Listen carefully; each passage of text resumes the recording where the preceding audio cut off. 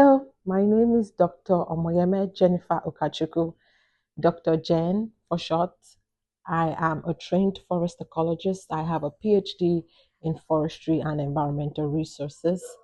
Currently, I work as a forest carbon modeler and I'm the executive director of Forest Region Climate Initiative. And I work from home, and that's been a blessing.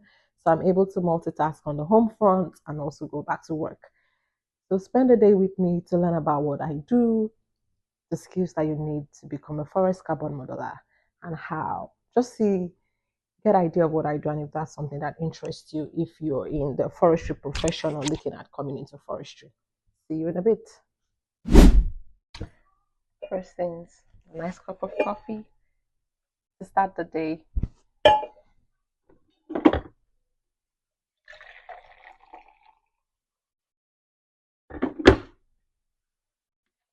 Sometimes I take coffee sometimes right now to just help with bowel movements. Yeah. Said I work as a forest carbon modeler. And some of you may be wondering, what does that even mean? What does a forest carbon modeler do? So I work in the space called the carbon market. And the carbon market is a mitigation strategy or mechanism to tackle climate change and to help reduce greenhouse gas emissions.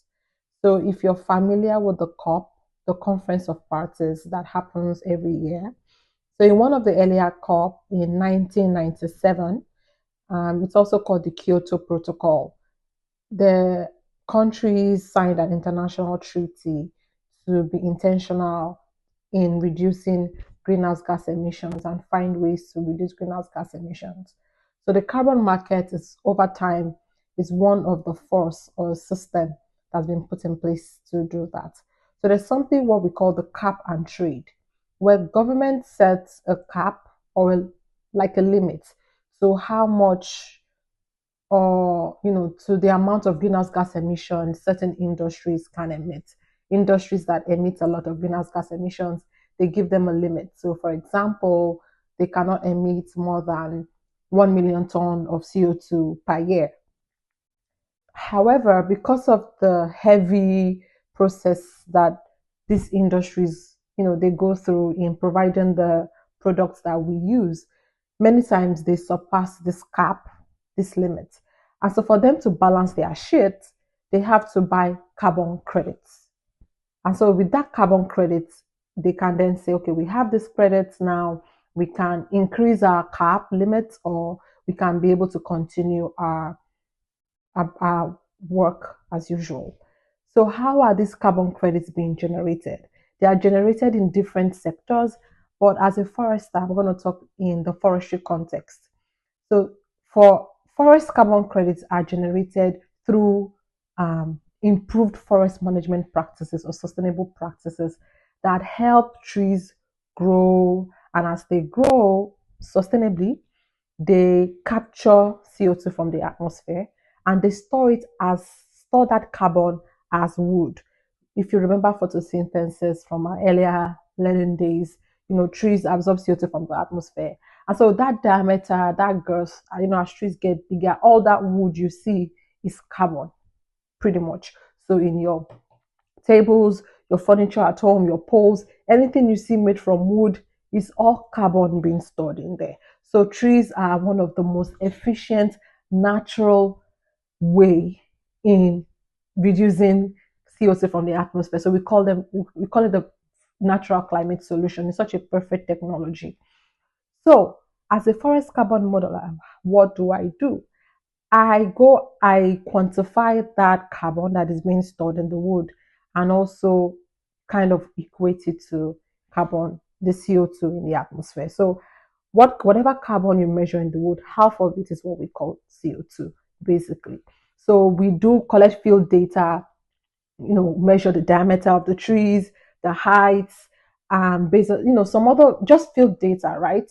And we also collect geospatial data as well, like climate patterns, weather patterns, because all of these things are factors. They are factors that dictate, right, how these trees grow.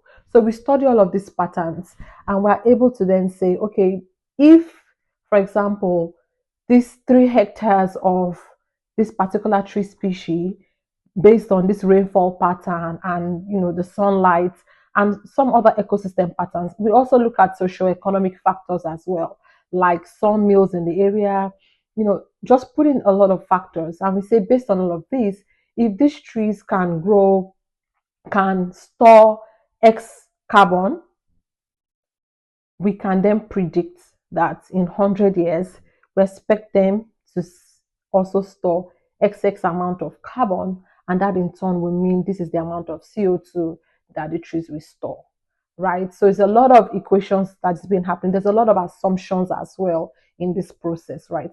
And so organizations, those industries that have been capped or sanctioned, we then come and buy these credits from us and say, we bought this credit here.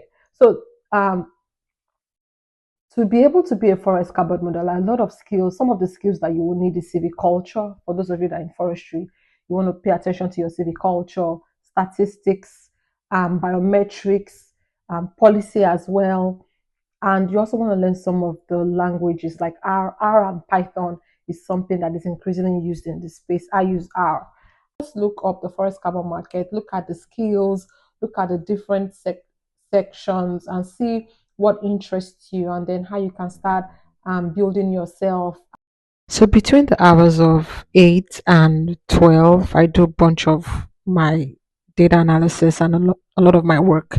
Because from 12 to about 2, 3 p.m., that's when I have meetings. And that's because many of my teammates are in different regions and some of them are 3 hours behind, 2 hours behind. So we try to find a time that is good for everyone. So this is pretty much my mornings. So this is my last meeting for the day with the Executive Secretary of Forest Region Climate Initiative. Thank you for hanging out with me. I hope you consider a career in forestry or natural resources. Like and subscribe to Forest Region Climate Career Series.